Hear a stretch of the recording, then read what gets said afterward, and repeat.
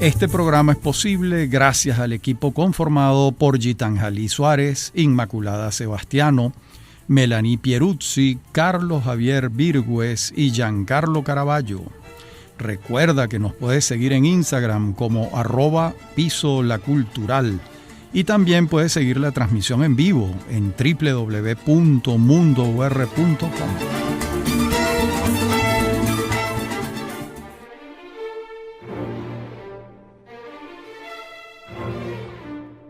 Bienvenidos todos a Venezolanos, un programa sobre el país y su historia.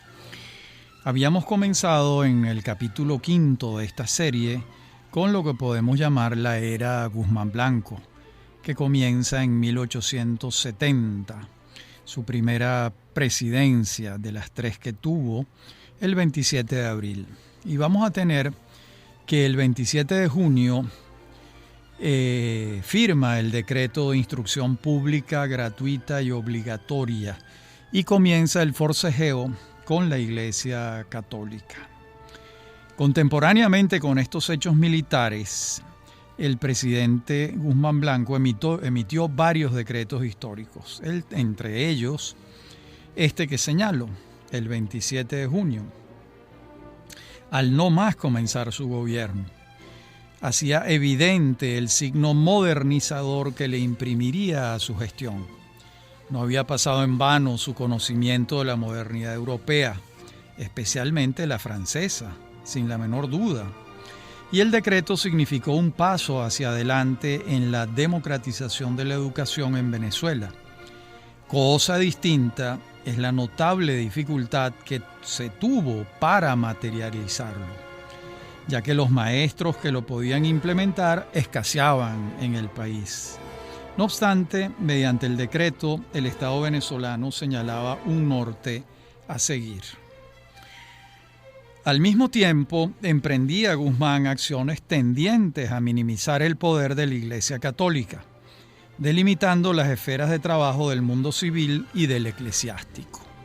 Naturalmente, halló resistencia por parte de la institución milenaria, pero logró imponer su voluntad, en particular al deshacer los seminarios y entregarle a la universidad la Facultad de Ciencias Eclesiásticas.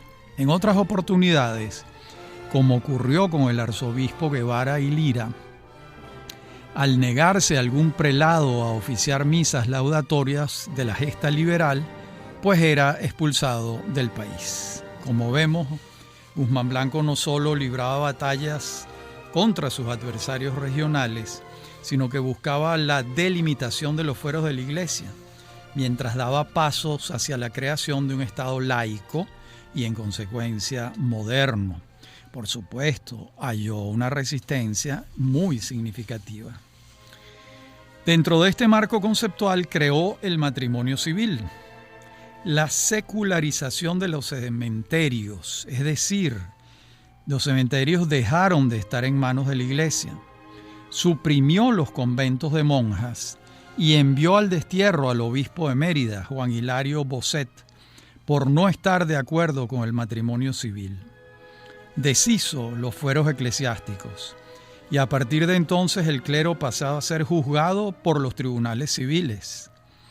La tensión del conflicto fue creciendo hasta que el Vaticano intervino, enviando un embajador de buenos oficios, un vicario apostólico, al que Guzmán Blanco le impidió la entrada al país. Es entonces cuando amenaza Guzmán con crear una Iglesia Nacional Venezolana, al margen de la Santa Sede. Pero no pasó de allí. El avenimiento entre Roma y Caracas tuvo lugar cuando el Vaticano nombró un arzobispo de agrado para ambas partes, José Antonio Ponte, quien es consagrado en 1876, cuando ya se llevaban 6 años de relaciones sumamente tensas, en la que la voluntad de Guzmán Blanco se impuso sobre la Iglesia, y ésta, basada en su dilatada experiencia, prefirió transigir que enfrentarse. Más vale un buen acuerdo que un mal pleito. Y llegamos a 1873.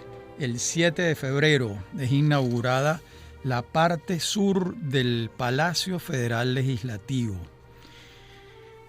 Esto está dentro del plan de modernización del país que Guzmán Blanco tenía en mente, la construcción de edificios públicos emblemáticos era una tarea fundamental. Así fue como Guzmán dispuso la construcción del Capitolio Federal, que fue concluido en su primera etapa en 1873, realmente llamado Palacio Federal Legislativo. Entonces, también decidió poner la estatua ecuestre de Bolívar del escultor Tadolini, en la que entonces pasó a llamarse Plaza Bolívar de Caracas. Esta estatua ecuestre es una copia exacta de la que está en Lima. Además, ordenó que la antigua iglesia de la Trinidad fuese reformada para llamarse Panteón Nacional y depositar allí los restos mortales del Libertador, cosa que ocurrió el 28 de octubre de 1876, cuando fueron trasladados de la Catedral de Caracas a su nuevo destino. Guzmán tenía clara conciencia de la necesidad de crear una iconografía patriótica y una simbología nacional. Por eso le encargó al pintor Martín Tovar y Tovar una galería de retratos de próceres de la independencia para ser ubicados en el Capitolio Federal, así como la creación de los grandes plafones de las batallas para ser puestos en el salón elíptico del mismo edificio, en el techo.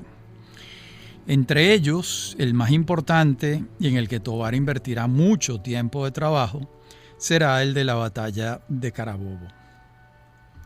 La tarea del pintor tomó varios años, a partir de 1873, fecha en la que regresa a su taller en París con el encargo de Guzmán de adelantar las obras. Y a partir de 1875, la megalomanía de Guzmán Blanco, que se hizo llamar el Ilustre Americano, hizo eclosión y se mandó a erigir dos estatuas. Una ecuestre, que fue colocada entre la Universidad Central de Venezuela y el Palacio Federal Legislativo, y otra pedestre en el tope de la colina del Calvario. Bueno, ya no quedaban dudas de ningún tipo acerca del culto a la personalidad que fomentaba Guzmán. Asimismo, insistía en que después de Bolívar ninguna otra figura histórica tenía sus dimensiones. Lo perjudicial era que esto no permanecía en su fuero interno, sino que se lo imponía al país insistentemente. En estos años se construye la carretera entre Caracas y los valles del Tuy, el acueducto del Calvario, el Teatro Guzmán Blanco, hoy Teatro Municipal, el templo masónico, recordemos que Guzmán era masón, el Cementerio General del Sur, entre otras obras de renovación urbana. Y llegamos a seguimos en 1873, cuando el 6 de mayo muere José Antonio Páez en Nueva York. Tiene 83 años, una vida larga para los promedios de su tiempo. Vivía de la buena voluntad de sus amigos en el exilio. Un periódico de Manhattan recogió el hecho de esta manera, voy a citar: murió pobre, emigrado de su país natal, del suelo que libertó con su pujante lanza, con el fuego de su corazón y con la energía de su espíritu ardiente, como el sol que baña los inmensos llanos, que fueron la cuna de este ilustre campeón de la independencia americana, como si la providencia hubiese querido recibirle en su seno maternal, en los momentos de su muerte, en la misma condición humilde y sencilla en que le dio el soplo de vida en la ignota y pobre villa de Araure. Hasta aquí lo que se lee en aquel periódico de Manhattan. Sus restos fueron sepultados en el Marble Cemetery y allí permanecieron por 15 años hasta que fueron trasladados al Panteón Nacional en Caracas en 1888, cuando el general Hermógenes López así lo dispuso. Y llegamos a 1874, cuando Tovar y Tovar comienza a pintar los retratos de próceres y los grandes lienzos del Palacio Federal Legislativo. Bueno, recordemos que Tovar y Tovar fue compañero de aulas de Antonio Guzmán Blanco en el colegio, en la escuela primaria. Al ser contratado por el gobierno, Tovar, como dijimos antes, se embarca rumbo a París con su esposa Teotiste, y allá en su taller en la Rue Montaigne es donde pinta buena parte de estos murales, de estos frescos. Y al año siguiente del centenario del natalicio del Libertador, en 1883 va a ser el natalicio, y seguramente como consecuencia del éxito alcanzado con el lienzo de la firma del Acta de la Independencia, Guzmán Blanco propone a Tovar otra empresa. En el contrato que se redacta y se firma por parte del gobierno y el pintor, se establece taxativamente el compromiso del artista de pintar 7 grandes lienzos. Ellos deben representar las batallas de Carabobo, Boyacá, Junín y Ayacucho, el Tratado de Coche, en el que formó parte Guzmán Blanco, y 2 alegorías, la de la paz y la del progreso. El monto estipulado por estos murales es de 400.000 bolívares, que sin duda representaba una suma altísima para la época. Y en verdad Guzmán Blanco entendía la importancia de estas obras y estaba dispuesto a pagar el precio. A Tovar y Tovar le alcanzó el tiempo para concluir los murales de Carabobo, Junín y Boyacá. En la próxima parte del programa veremos cómo continúa esta historia del trabajo de Tovar y Tovar.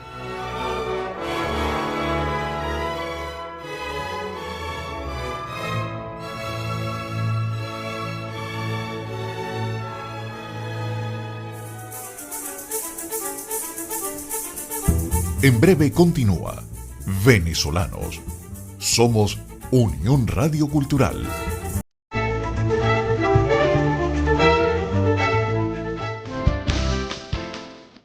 Estás escuchando Unión Radio Cultural. Este y otros programas de Venezolanos los puedes oír en formato podcast a través de Anchor.fm. Para alguna sugerencia sobre este espacio, pueden escribirnos al correo rafaelarraiz@hotmail.com.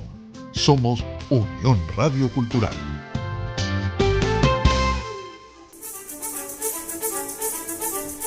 Estamos de regreso con Venezolanos. Somos Unión Radio Cultural.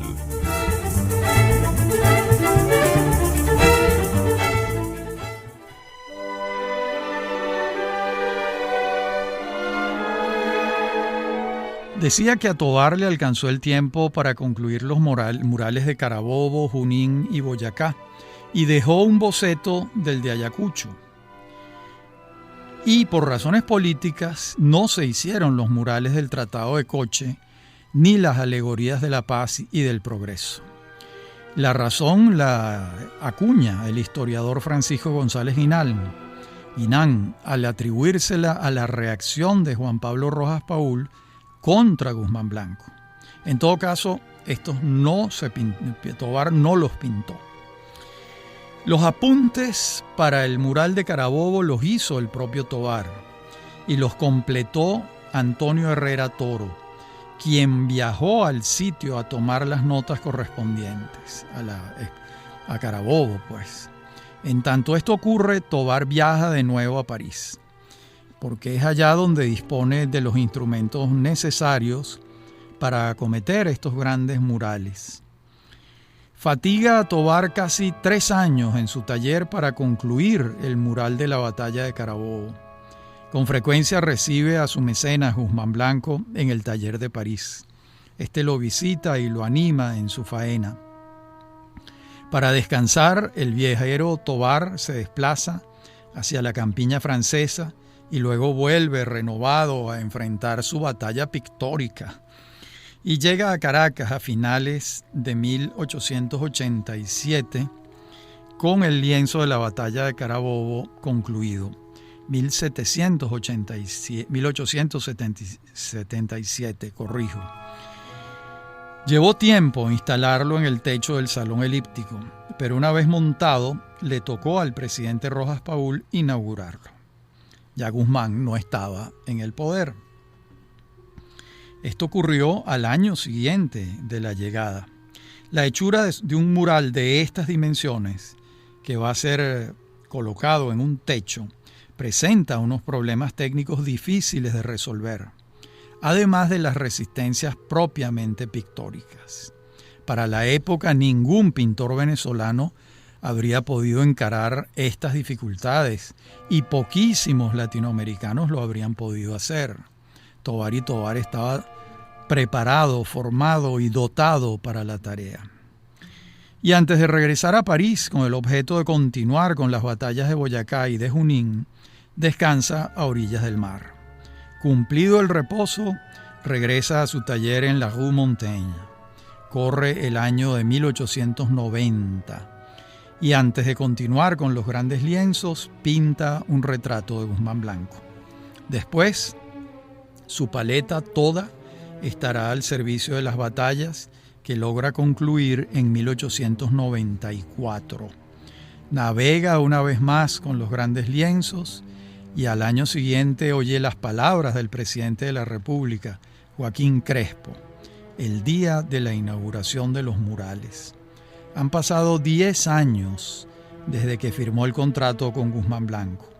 10 años de tareas cotidianas en su taller de París y de viajes a Venezuela con el fruto de su constancia. Era un empecinado Tovar y Tovar, sino cómo entender que haya podido avanzar con esta labor titánica. En 1897 cumple 70 años y sigue pintando. Bien, y en este mismo año de 1874, que dio pie a esta breve disertación sobre Tovar y su obra, se crea el MOP, Ministerio de Obras Públicas. Su primer ministro fue el ingeniero Jesús Muñoz Tevar. Y el ingeniero supervisor de la obra fue Muñoz Tevar, un hombre de una significación histórica pocas veces recordada. Me refiero a la supervisión de la obra del Palacio Federal Legislativo. Muñoz Tevar era ingeniero, militar, hombre cercano al poder y guzmancista.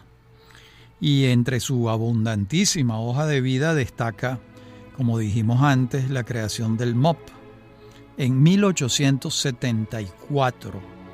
Por cierto, en 1974 se cumplió el centenario del MOP, cuando gobernaba Carlos Andrés Pérez en su primer gobierno, y desapareció de paso. Bueno, el MOP tuvo años de permanencia en el país y durante varias oportunidades Muñoz Tevar fue el titular del ministerio, así como fue rector de la Universidad Central de Venezuela, fue ministro de otras carteras, fue director de escuelas, senador, llegó a vicepresidente de la República y un hombre decisivo en la construcción de la infraestructura nacional, el ingeniero Muñoz Tevar. De esto no hay la menor duda. Incluso puede decirse que el primer gran gerente público de infraestructura fue él, en Venezuela, en la historia de Venezuela. De modo que completar el currículum vitae del doctor Muñoz Tevar, bueno, sobrepasa las posibilidades de este programa. En 1877, Juan Antonio Pérez Bonalde publica Estrofas, y allí está su poema Vuelta a la Patria. Y Vuelta a la Patria no es el fruto de un destierro así relámpago o efímero, es el fruto de largos años haciendo alma lejos de la tierra natal. De lo contrario, sería imposible la construcción del poema.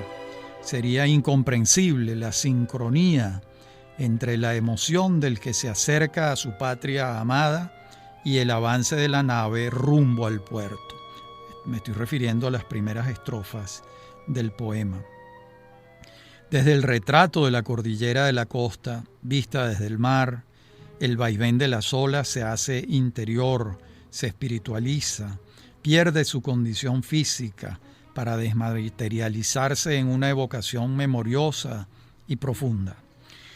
El autor cuenta 30 años, es un muchacho. Nunca antes se había trabajado tan profundamente en la poesía venezolana el sentimiento amoroso hacia la tierra, en conjunción con el amor hacia la madre, en una suerte de sinfonía de solapados ritmos entre un amor y otro, el amor por la tierra y el amor por la madre. Y ni una pizca de grandilocuencia o de salamería, ni una pizca de falsedad, como solía presentarse cierto romanticismo criollo. Bueno, aquí se cumplía una máxima romántica, genuina, la vida y el arte como un todo indisoluble. Me refiero en la vida de Juan Antonio Pérez Bonalde, nuestro gran poeta de Vuelta a la Patria. Y en 1879, el 31 de marzo, Guzmán Blanco promulga la Ley de Monedas y se establece el bolívar de plata, desaparece el peso. Entonces se acuñaron monedas con valores de 5, 2 y 1 bolívar, así como fracciones de 50 y 20 céntimos. También se acuñaron monedas de oro con valor de 20 bolívares, que era una fortuna. Las monedas debían llevar la efigie del Libertador. Y llegamos a 1881, el 25 de mayo, cuando la canción Gloria al Bravo Pueblo es decretada como himno nacional de Venezuela, por Guzmán Blanco también.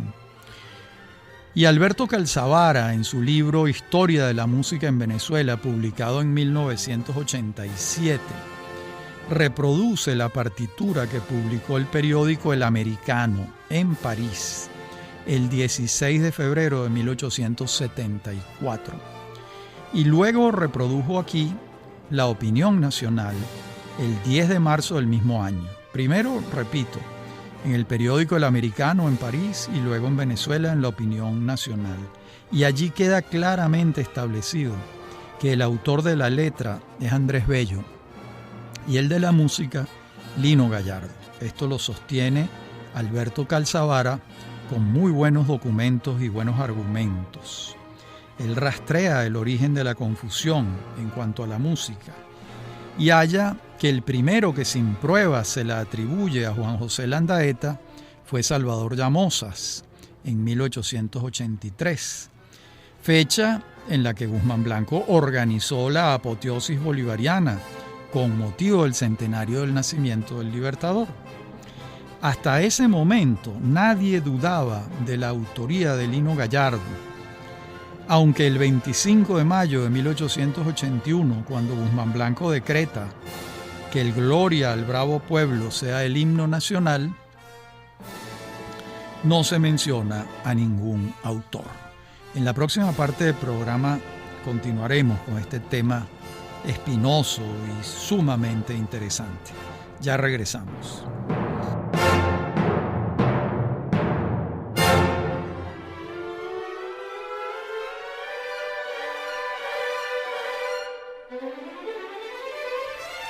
Decíamos en la parte anterior del programa que durante mucho tiempo no hubo dudas que Lino Gallardo era el autor de la música del himno nacional, pero cuando Guzmán Blanco decreta que esta canción sea el himno nacional, me refiero al Gloria al Bravo Pueblo, pues no se menciona al autor, y quizás esto dio pie a que comenzara la especulación y la circulación de especies que le atribuían la música a Landaeta y no a Gallardo. Y no han bastado documentos, entrevistas de los descendientes de Gallardo en la primera mitad del siglo XX y demás pruebas para conferirle oficialmente la autoría al compositor.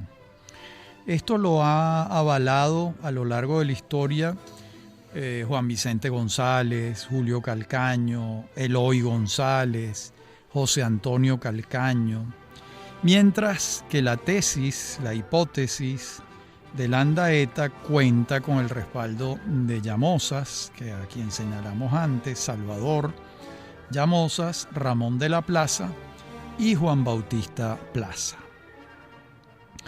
Bueno, y en cuanto a la autoría de la letra por parte de Andrés Bello, pues si no fuese suficiente la publicación en París, consta que a lo largo de su vida el poeta acometió la escritura de diversos himnos. De modo que la especie según la cual un poeta de semejante magnitud no podía avenirse con la letra de esta canción es insostenible. De hecho, las letras de los himnos se adaptan en la medida que posible y en gran medida a la música, sacrificando muchas veces el fulgor poético en aras del fulgor melódico propiamente. Por lo demás, y otra cosa demuestra Calzavara con documentos en su libro, es que la canción fue escrita entre el 20 y el 30 de abril de 1810, según se desprende de los testimonios escritos por Vicente Basadre y por José Cortés de Madariaga, que obviamente ninguno de los dos iba a inventar esto.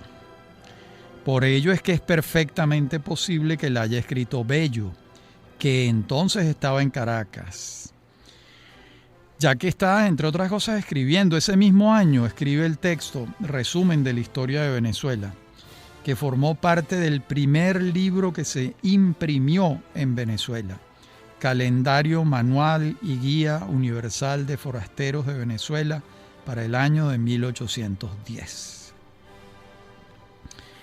Desde 1808, Bello y algunos mantuanos le oponían a José Bonaparte los derechos de Fernando VII y le juraban lealtad al rey en contra del usurpador francés. Él mismo Bello lo dice, voy a citar, pero las circunstancias reservaban a Venezuela la satisfacción de ser uno de los primeros países del Nuevo Mundo donde se oyó jurar espontánea y unánimemente odio eterno al tirano que quiso romper tan estrechos vínculos. Fin de la cita. El tirano es Napoleón Bonaparte. Es el mismo tirano, por cierto, al que se alude en el Gloria al Bravo Pueblo, en su versión primera, porque hay una primera versión. Se organizó otra a partir de la primera por instrucciones de Antonio Guzmán Blanco. En aquella primera versión del Gloria al Bravo Pueblo, uno puede leer: pensaba en su trono que el ardid ganó, darnos duras leyes el usurpador. El usurpador en este caso es José Bonaparte, quien se ha puesto en la cabeza la corona de España. Y luego dice en la primera versión: previó sus cautelas nuestro corazón y a su inicuo fraude opuso el valor. Bueno, estas estrofas fueron eliminadas y solo se dejaron aquellas que no aludían directamente a los sucesos peninsulares. Esta operación, según infiere Calzavara en su estudio, le fue encomendada por Guzmán Blanco a Eduardo Calcaño. En todo caso, la versión original del himno no es la que se entona en la actualidad, eso está claro. Más aún, en la versión actual hay estrofas nuevas, estrofas que no estaban en la versión original. De modo que no solo fueron suprimidas algunas estrofas, sino que fueron escritas otras para adaptarse a la versión de Guzmán Blanco. Lamentablemente, Alberto Calzavara murió en 1988, con lo que no pudo continuar la investigación en la que hubiesen podido surgir pruebas documentales todavía más contundentes. Hasta la fecha, contamos con pruebas elocuentes a favor de la autoría de Gallardo, más elocuentes a favor de la autoría de Gallardo que la de Landaeta. Y lo mismo ocurre con la tesis a favor de Andrés Bello por sobre la tesis que favorece a Vicente Salias. Por lo tanto, lo lógico es que se le atribuya a ambos la autoría. Las pruebas a su favor son mayores que las que se tienen en los que desde hace un siglo vienen señalándose como autores. Además, aunque es todavía más difícil de implementar, se debería intentar también difundir la versión original de la canción, para que se conociera también. Bien, y llegamos a 1882. El 20 de julio se funda el Banco de Maracaibo.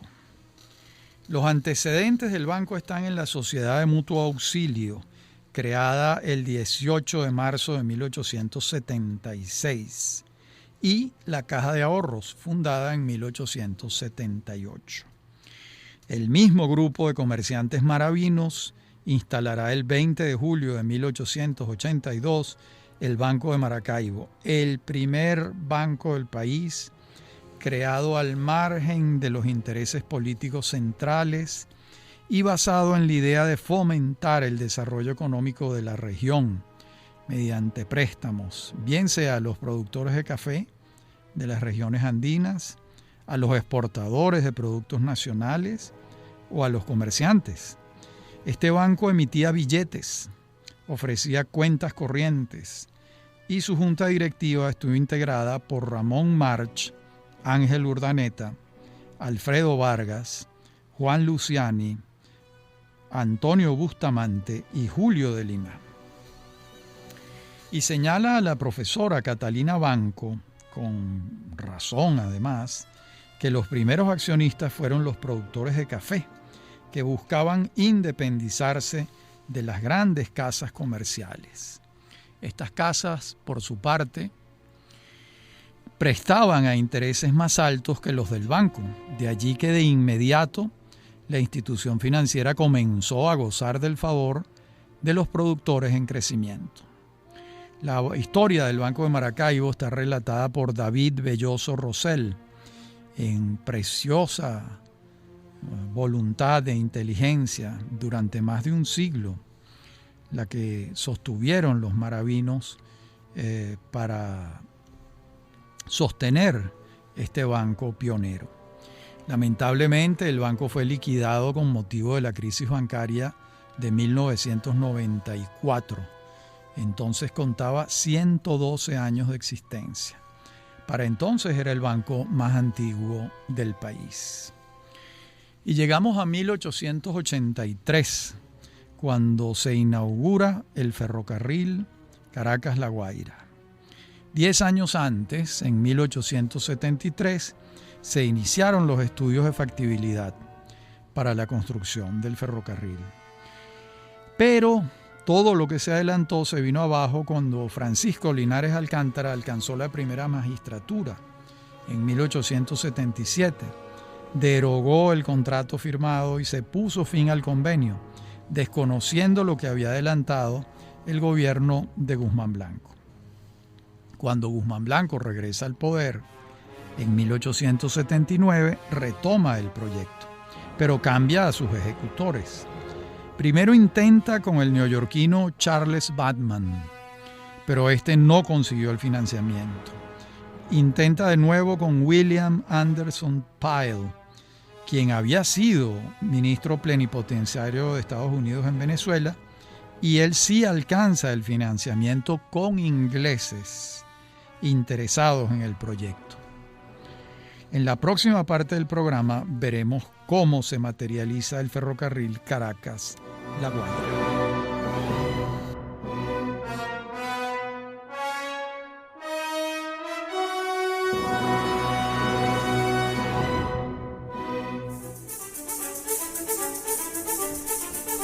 En breve continúa Venezolanos. Somos Unión Radio Cultural.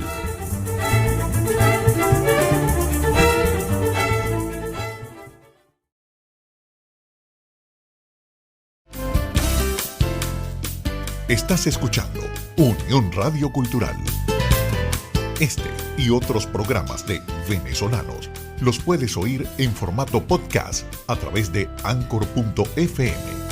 Para alguna sugerencia sobre este espacio, pueden escribirnos al correo rafaelarraiz@hotmail.com. Somos Unión Radio Cultural. Estamos de regreso con Venezolanos. Somos Unión Radio Cultural.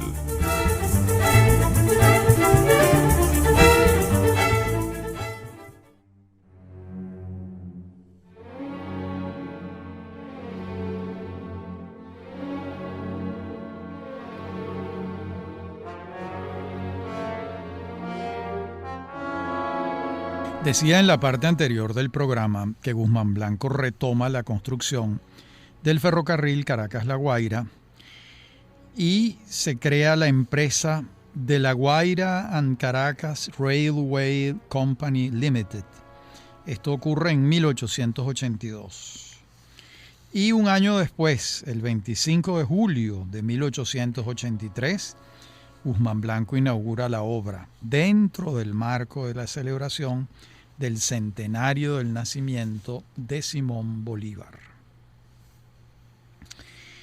Guzmán Blanco designa al ingeniero Muñoz Tebar, en quien confiaba absolutamente, la supervisión de la compañía inglesa que construía el ferrocarril.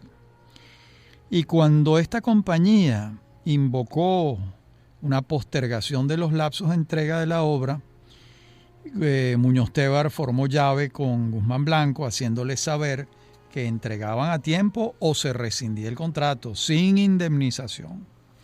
Bueno, y los constructores ante esta amenaza apuraron la marcha y dispusieron de un promedio de 1.800 obreros por día, de manera de poder inaugurar a tiempo.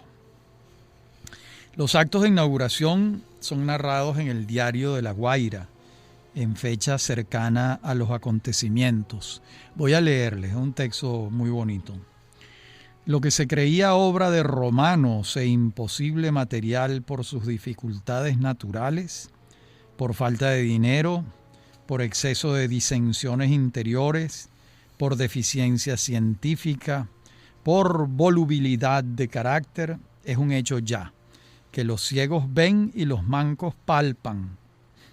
El ferrocarril de Caracas a La Guaira está ya concluido y se ha hecho como se trabaja en nuestra época, como trabajan en este siglo los héroes del progreso. El 10 de junio de 1883 entró la máquina por primera vez a La Guaira y el 27 de junio de 1883 entró a Caracas. Conservamos estas fechas que marcan la segunda época de nuestra civilización. Ya se puede viajar como gente decente. Una bonita crónica. Y llegamos al 26 de julio de 1883, cuando Guzmán Blanco crea la primera academia que hubo en Venezuela, que es la Academia Venezolana de la Lengua, correspondiente de la Real Academia Española. Fue fundada, como les decía, el 26 de julio. Fue fundada realmente el 10 de abril, de acuerdo con el decreto de creación del presidente de la República, quien a su vez ocupó el cargo de director hasta su muerte, y el acto de instalación de la academia se llevó a cabo el 26 de julio y el 27. Fueron 2 días de seminarios, acontecimientos. Y la inauguración exacta ocurre cuando Guzmán Blanco, siendo él el director fundador, lee un discurso. ¿Quiénes son los fundadores de la academia? José Antonio Calcaño, Antonio Leocadio Guzmán, Rafael Seijas, Jerónimo Blanco, José María Rojas, Julio Calcaño, Manuel Fombona y Palacio, Eduardo Calcaño, Jesús María Morales Marcano, Felipe Tejera, Marco Antonio Saluso, Manuel María Fernández, Amenodoro Urdaneta, Eduardo Blanco, Jesús María Sistiaga, Aníbal Dominici y José María Manrique y Antonio Guzmán Blanco. De modo que esos son los primeros académicos de la lengua. Y la primera academia, después se funda la Academia de Medicina, de la Historia, etc. Hoy en día pueden llegar a 10 las academias. En 1888, el 2 de julio, asume la presidencia Juan Pablo Rojas Paul. Y el desencuentro entre Guzmán Blanco y Crespo condujo a que este último se ausentara del país, lo que no llevó a que los partidarios de su candidatura presidencial dentro del Consejo Federal no trabajaran por ella, aunque sin resultados favorables. Por ello fue que en junio de 1888 llegó la noticia del alzamiento en armas del general Crespo, quien se proponía invadir a Venezuela desde la isla de Trinidad. Esta noticia activó una cacería de conjurados en Caracas que produjo el resultado de no pocos crespistas en la cárcel. En medio de estas circunstancias, el presidente encargado, Hermógenes López, convocó al Consejo Federal para decidir el tema de la sucesión presidencial, ya que la presión en este sentido crecía, incluso llevando a algunos a afirmar que su presidencia era ilegítima. Convoca a López para el 2 de julio y ese día los votos fueron suficientes para que se designara al doctor Juan Pablo Rojas Paul, presidente de la República, para el bienio 1888-1890.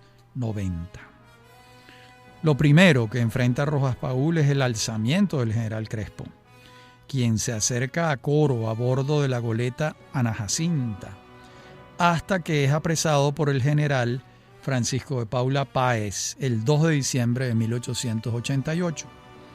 Luego es trasladado a la cárcel de La Rotunda en Caracas, a donde va a visitarlo el presidente Rojas Paul. Entre ambos se llega a un avenimiento. Crespo acepta abandonar el camino de la insurrección armada. Rojas Paul lo indulta y Crespo sale hacia Perú en el mismo mes de diciembre. Este hecho fue el primero que marcó distancia entre Rojas Paul y Guzmán Blanco, aunque para muchos el propio lema de su gobierno, paz, legalidad y concordia, ya era un motivo para el alejamiento entre Rojas Paul y Guzmán Blanco. Bueno, y llegamos al 28 de octubre de 1888, cuando Juan Pablo Rojas Paul funda la Academia Nacional de la Historia. Entonces estuvo integrada por 15 individuos de número y luego ascendió a 24. Los fundadores fueron Vicente Coronado, José de Briceño, Julián Biso, Ezequiel María González, Laureano Villanueva, Martín Sanabria, Jacinto Regino Pachano, Amenodoro Urdaneta, Jacinto Gutiérrez Col, J.M. Núñez de Cáceres, Diógenes Arrieta, Francisco González Guinán, Andrés Lebel, Andrés Silva, Rafael Seijas, Telasco Macpherson, Marco Antonio Saluso, Teófilo Rodríguez, Eduardo Blanco, Felipe Tejera, Luis Lebel de Goda, Antonio Parejo, Raimundo Anduesa Palacio y Pedro Arismendi Brito.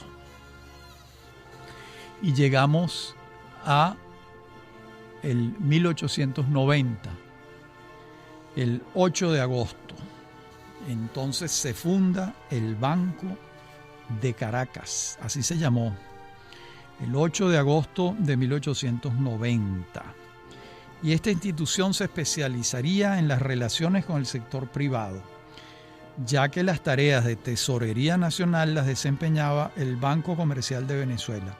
Y muy pronto el Banco de Venezuela absorbería a este. De modo que el Banco de Caracas, de cuya junta directiva y capital accionario también participaba Manuel Antonio Matos, se concentró en prestarle servicios crediticios a los comerciantes de Caracas y La Guaira, así como a los del centro del país. Y al margen de la obligación de prestarles dinero al gobierno y sin labores aduanales ni de tesorería nacional, el Banco Caracas se circunscribiría a los asuntos privados, al igual que el de Maracaibo, contribuyendo ambos con la institucionalización de la banca en su esfera económica privada, menos sujeta a los vaivenes de la política. Y el 18 de agosto, Manuel Antonio Matos funda el Banco de Venezuela. En el exilio parisino hasta su muerte en 1899, Guzmán Blanco dejó de influir en el país, como tenía casi 30 años haciéndolo. Su concuñado era Manuel Antonio Matos, y este sí continuó consolidando sus posiciones en la banca venezolana, de la que para entonces era el hombre fuerte, sin la menor duda. Es así como Matos propone la creación del Banco de Venezuela, que absorbería accionariamente al Comercial de Venezuela y continuaría con sus labores subsidiarias de la Administración Pública Nacional. Eran tareas de gran significación económica y, como sabemos, fuente de gran inestabilidad.